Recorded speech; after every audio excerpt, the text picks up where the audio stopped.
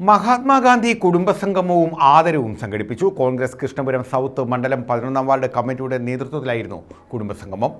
മഹാത്മാഗാന്ധി കുടുംബസംഗമം നടത്തി. കോൺഗ്രസ് കൃഷ്ണപുരം സൗത്ത് മണ്ഡലം 11-ാം വാർഡ് കമ്മിറ്റിയുടെ നേതൃത്വത്തിലാണ് കുടുംബസംഗമം നടത്തിയത്. ഇതോടനുബന്ധിച്ച് ആദരവും നടന്നു. KPCC general secretary advocate KP Sreekumar ഉദ്ഘാടനം ചെയ്തു.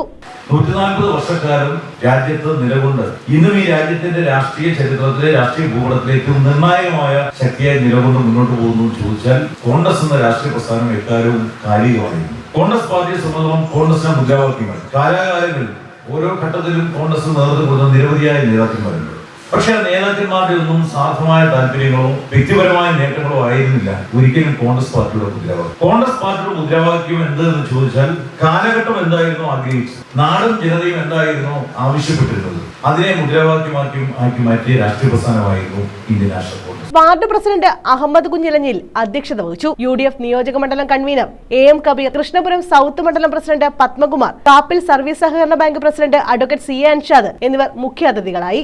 കാപ്പിൽ സർവീസ് സഹകരണ ബാങ്ക് ഡയറക്ടർ ജഗദീഷ് പ്രസാദ് സ്വാഗതം പറഞ്ഞു. നവാസ് വലിയ വീട്ടിൽ, രാധാമണി രാജൻ, ഷാജി കാവിൽ, മോഹനൻ പിള്ള, മായാചന്ദ്രൻ, ശിവരാജൻ, രാഘവൻ, നിസാം, വിജയൻ, മുരളീധരൻ, നവാസ് സൈനബാസ്, സലീം സുർമി, ഇസ്മയിൽ കുഞ്ഞ്, TS രാജൻ പിള്ള തുടങ്ങിയവർ പങ്കെടുത്തു.